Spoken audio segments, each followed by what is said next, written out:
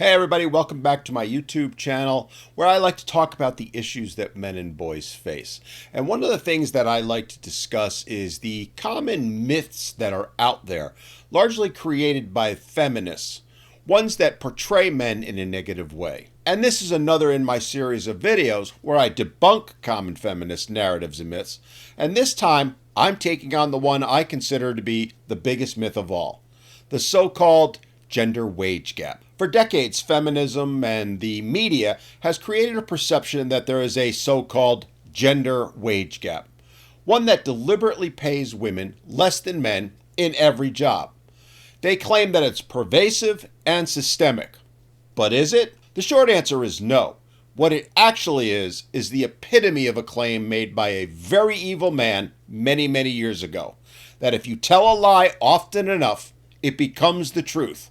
Or appears to be. The idea suggests that women are being openly discriminated against by employers who deliberately pay them less than their male counterparts.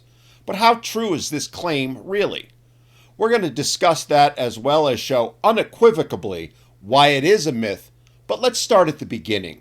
Where did this myth come from? Well, the origins of the myth actually trace all the way back to the 1860s, when women's rights activists like Susan B. Anthony argued for equal pay for equal work. And to be fair, it was a legitimate argument they were making at the time. I'd even argue it's a legitimate argument up to the 50s and 60s, especially the part about equal pay for equal work. But as is usually the case, that morphed over time into something different. The whole equal pay for equal work part, that disappeared like the dodo bird. Fast forward to the 1970s, and feminists started citing a figure claiming that women only earned 78% of what men earned. It was a number I heard time and again for years growing up. A number, though, that was just that, a number. Never was there anything shown or discussed as to what that number represented or how it came about. Surprisingly, despite decades of supposed progress, this number and others like it, because if you notice over time, it's changed to the point now that they never seem to settle on one number. Just in the past few months, I've seen 70%, 72, 80, and in one publication, 90% cited as the supposed wage gap. And again, I have to say these numbers, despite how different they are quoted as gospel without even the slightest question or scrutiny. Take, for example, a claim made by the Boston Women's Workforce Council in 2024. They asserted that the wage gap was 30% in 2021, but had narrowed to 24% in 2024. But here's the catch. They didn't provide any evidence or citations for this claim. So where are these numbers coming from? Why is it they didn't provide actual proof of their claim? Why is it they just gave a number, but not what data was used to come up with it? Which is a pretty crucial part of the argument, don't you think? More on that in a bit. Then there's Equal Pay Day, created in 1996 by the National Committee on Pay Equity. This day is supposed to highlight how many additional days women would need to work to earn what men made the previous year. But did you know that that date is arbitrarily chosen?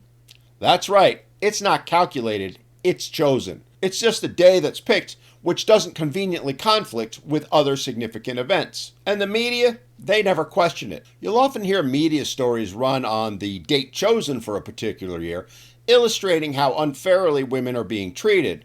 But yet, no reporter ever thinks to ask how did they arrive at that date, let alone do any research into the validity of it. I've even questioned reporters who've done these stories, and not a single one could answer what made up the data that determined how that date was arrived at, nor did they want to know. The reality is, as I said, the date chosen isn't actually based on actual data. Originally, the date was arbitrarily set on a Tuesday in April, and now it's been moved to a Tuesday in March. Why? Because it doesn't conflict with other religious holidays or significant events. That's it. Any reasonable person would call into question the validity of the argument or need for such a day when it's based purely on supposition and consideration for other days. If the date given was based on actual factual information and data, it would be irrelevant what day of the week it fell on or whether it conflicted with a holiday or other significant event. It would simply be the actual date.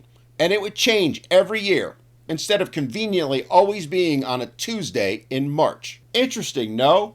But But now let's talk further about the most important question, the one that is never asked or talked about in the media, which is how is the wage gap actually calculated? Well, here it is, my friends, and it's actually shockingly simple. All they do is to compare the median annual earnings of all full-time working women to those of men, then divide the former into the latter. It defines full-time as anyone working over 35 hours a week. Thus, they make no adjustments for critical things such as total hours worked, education or experience level, or even career choices themselves. In fact, it treats a 16-year-old girl working her first job as a barista at, say, Starbucks for 35 hours a week in the very same way as a heart surgeon who works 70 or 80 hours a week and who has 30 years of experience and hundreds of lives saved under his belt. All it does is calculate the difference in their total pay for full-time work and concludes based on that women are paid less than men. That's it.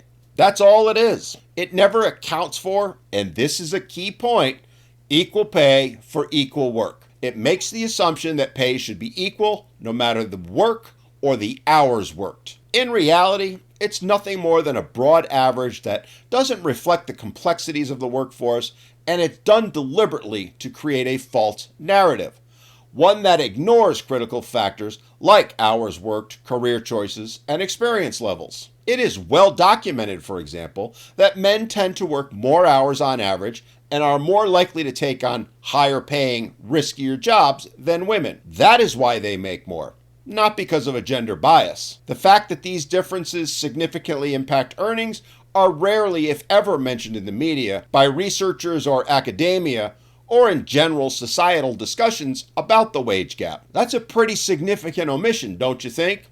And one that is done so deliberately. As I said earlier, it's a classic case of tell a lie often enough, it becomes the truth, at least the truth they want you to believe. Earlier I mentioned that one of the biggest factors when it comes to earnings is career choice. The reality is that men are far more likely to enter high-paying fields like engineering or technology than women. Not to mention take on the so-called dirty jobs, the dangerous ones like construction, deep-sea fishing, or drilling for oil. On the other hand, women often choose careers in things like education, social services, or the so-called office jobs, which typically pay less, usually because there's less risk involved. This is further proven by the fact that well over 90% of workplace deaths are by men, which is one of the reasons they're compensated at higher rates so that they take on that risk. And shouldn't they be? Do we honestly want to pay someone sitting in an air-conditioned office, say, answering the phones 8 hours a day, at the same rate as someone risking their life running electrical or sewer lines, often in raging storms at all times of the day or night? And I ask you this, if we do say yes, they should be the same, who's going to do those so-called dirty jobs when they can make the very same living sitting at a desk? Additionally, men are more likely to negotiate their salaries, leading to higher initial pay and larger raises over time. The truth of the matter is, the constant focus on the gender pay gap has many unintended negative consequences for women. It's created a skewed perception of workplace dynamics, and in many cases, it discourages women from pursuing higher paying fields. It also leads to misguided policies that prioritize gender over merit, potentially undermining confidence in women's achievements. For example, instead of praising a woman for getting promoted based on the work she's done, instead assumptions are made that she got promoted simply because she's a woman. Something that we are seeing more and more of in this age of DEI, which focuses not on workability or quality of work, but instead on things like gender or race. The best person for their job isn't the one promoted. Oh no, the best person, the one that gets the job, is the one that checks enough boxes. That doesn't benefit women, it hurts them, creating an assumption that the only way women can advance is if it's given to them, not because they earned it. And let's discuss another inconvenient truth. The truth that it has been illegal since 1963 to pay men and women differently for the same work. The Equal Pay Act and Title VII of the Civil Rights Act clearly prohibit employment discrimination based on gender. So if systemic discrimination is as widespread as they claim, Where's the lawsuits?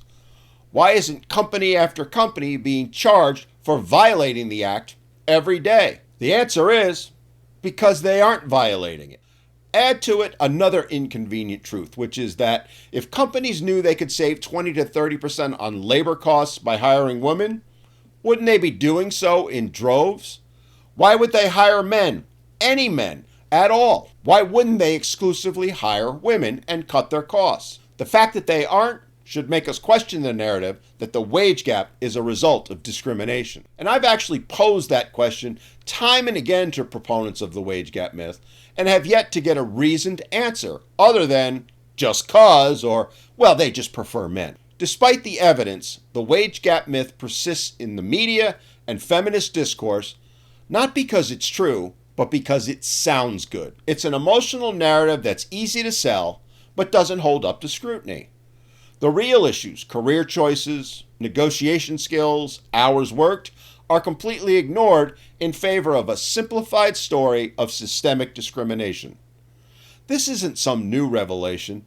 This has been known since the wage gap was first talked about, and the time has come to put this myth to bed. The gender wage gap, when viewed without context, is a misleading statistic at best and an outright lie at worst. One designed to divide and create discourse between men and women to further an agenda. By focusing on individual choices, market forces, and the importance of negotiation, we can create a more accurate understanding of earnings and a more equitable workplace for everyone. If we truly want to claim as a society that we want everyone to have the same opportunities, to be able to pursue whatever career choice they want to be able to be judged not by who or what they are or what they look like, but by the quality of the work and the effort they put into it, then the wage gap myth needs to die. All right, my friends, let me know what you think in the comments. And if you found this video informative, don't forget to like, share, and subscribe. Let's keep the conversation going and work towards a better understanding of the real factors that influence earnings. Thanks for watching.